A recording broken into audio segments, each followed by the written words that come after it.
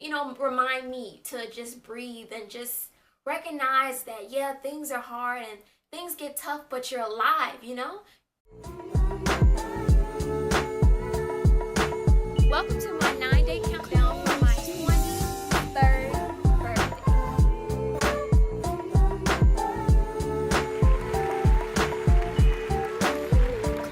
Day 2. But hello everybody, welcome to day 2 of my 9 days and 9 ways of Diamond marathon. Today's video is going to be my overcoming to become story. I have learned to manage anxiety and depression in my life, but it was not always that way. If that sounds interesting to you, then make sure you stay tuned. And if you ain't hit that subscribe button yet, honey, then what you doing? Come on! I done bought it off the puff for you guys. Y'all ain't even seen the puff before. So I'm breaking this up into things that I used to do and how I learned to change that to become the person I am now. How I overcame to become. The first thing that I had to overcome is negative self-talk. Let me explain to you guys what negative self-talk is. Negative self-talk is inner things that you say in your mind that are not productive and will not lead to a better you. When I was in high school and my depression really started to manifest, I would have this downward spiral in my mind if I failed at something. So let's say I got a C on the exam. Everybody else is like, oh, I got a C on the exam, or oh, I got a C in the class. My mind will go, I got a C on the exam, so that means I'm going to fail the class. And therefore, I'm going to fail the semester. And therefore, I'm going to fail out of high school. And therefore, I won't graduate. And therefore, I won't go to college. And therefore, I'll become a bum. And therefore, my parents will be disappointed in me. And that's why my parents are disappointed in me. And that's why I'm a disappointment to this day. I'm smiling while I'm saying this because I've overcome that. This is my overcoming to become story. We passed that. I used to really think like that. Your mind is like a sponge, guys. So whatever you're saying to yourself is what you're going to produce. And what I did not realize at that time is that if I tell myself today is a bad day, or I know today is going to be bad, well, you know what? Your brain is telling you right now, bet. The day is gonna be bad today. Oh, we about to set it off. It's gonna be horrible because you told your mind that. What I started learning to do is to switch that and start putting positive affirmations in my head. I got those positive affirmations from reading a book.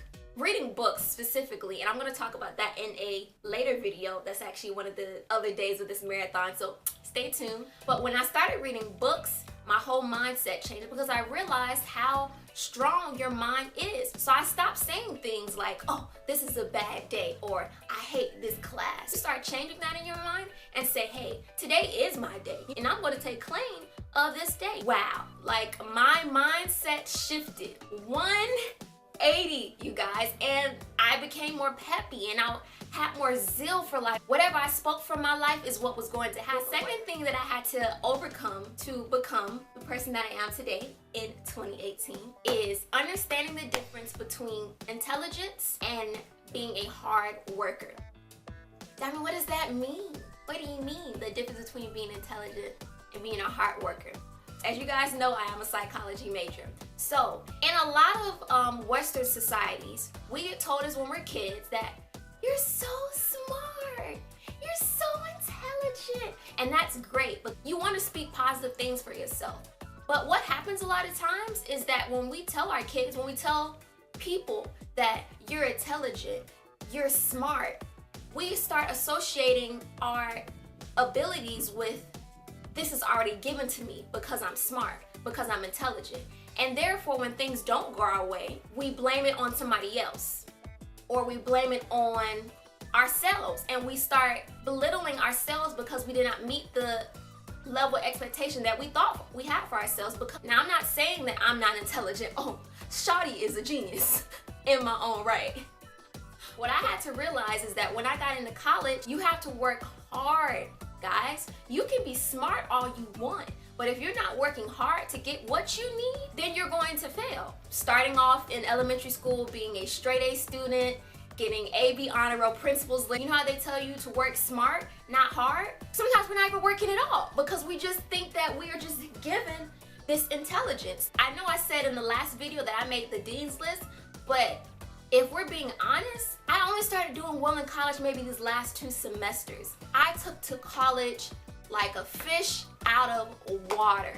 You have to work hard for what you want in life. Nothing in life is going to be handed to you. If you're not doing what you gotta do, then you're not gonna get what you wanna get. The third thing that I had to overcome to become getting over self-conscious thoughts, things of being less than, holding myself back, and feeling like my mind was already mapped out. I held myself back from so many things when I was younger. There was things that I wanted to try out in school that I didn't do because I thought I didn't deserve it. I am going to try my best not to get emotional here, but I thought I did not deserve it. Since I was younger, I thought that I had 3 things that I could do: quiet diamond, Christian diamond, and smart diamond. That was it. The only thing I thought I could claim for myself. Now, behind the scenes, you know, I'm this person that you see on YouTube, and you know, I'm bubbly and I'm fun. But out in person, out in public, that's all I thought I could be. So when it came to things is going out to social events, I didn't think I deserved to. I thought that it was only for the people that were confident, the people that had that, and I just didn't think that was in my ability to do. I wanted to play soccer my freshman year when they started the soccer team, but I was too scared. I said, oh no, Dom, you're not the athletic person. You can't do that.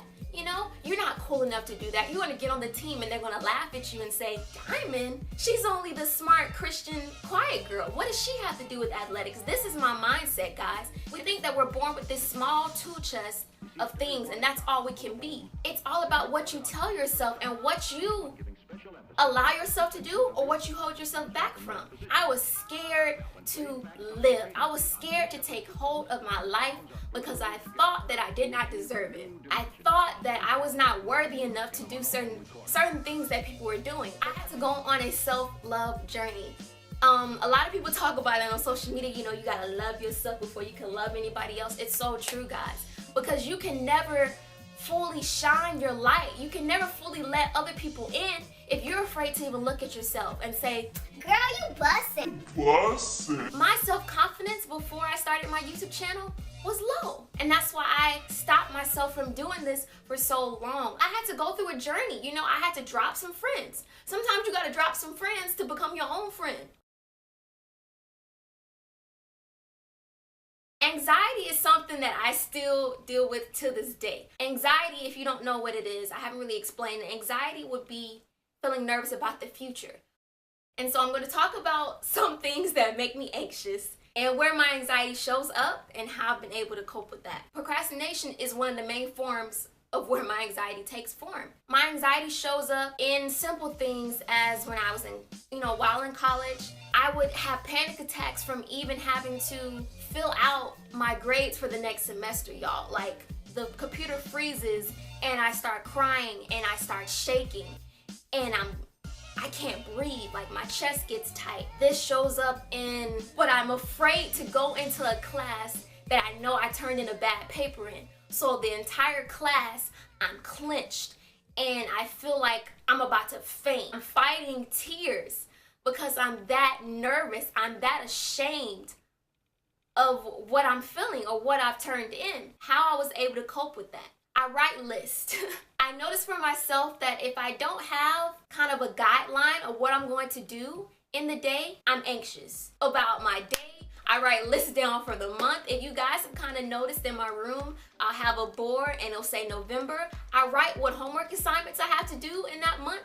And I write what things I need to do on the side, such as cleaning my room. Small things like that keep me on track and keep me from feeling like the world is caving in on me. Or I also started putting positive quotes in my room and just focusing on what goes into my mind.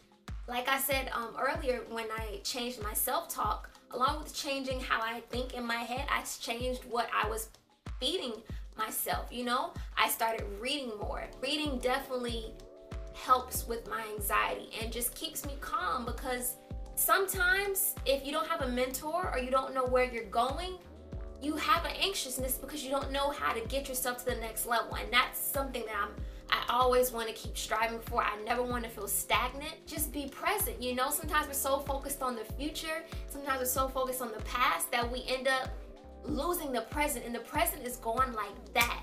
That's why I try to live by the quote that I wrote in my last video. Everything you do today reflects your yesterday and predicts your tomorrow. I also like watching motivational videos on YouTube. I am on YouTube for almost anything. YouTube has some great motivational video, guys. I also started doing yoga. I feel like as a psychology major, everything works in sync. So how your mind is feeling is how that's going to translate into your body. A lot of times we get up and we don't even focus and just sit and think, wow, like I made it today. I think about that a lot now. I think about like, wow, I could have died yesterday. And when we start looking at the small things, we get the big things. If you focus on the little things in life, you're going to get the big things. I am a firm believer in burning the incense, guys. I like to burn the incense. I like to keep the vibes. I like good smells. Personally, for me, it keeps me calm. I actually want to, in this year, start burning sage in my room. I've seen some online that I can order, but if anybody knows any companies that are, have some cool sage things, I don't know how to exactly say it, then, I'm open to suggestions. I changed my lifestyle. And that is another way that I have been able to deal with my anxiety. For me, I used to always feel sluggish, and I would always feel sleepy during college. Like I could not get out of a class without having to take a nap. I wasn't drinking enough water before, so I started drinking water. Another thing is I changed my diet in terms of not eating meat. Now, I do have a separate video coming up about that in my marathon, so stay tuned for that. So those are the ways that I have overcame to become. I can say that I'm not where I was, and I'm so happy. I love everything about myself. I love my weaknesses and I love my strengths.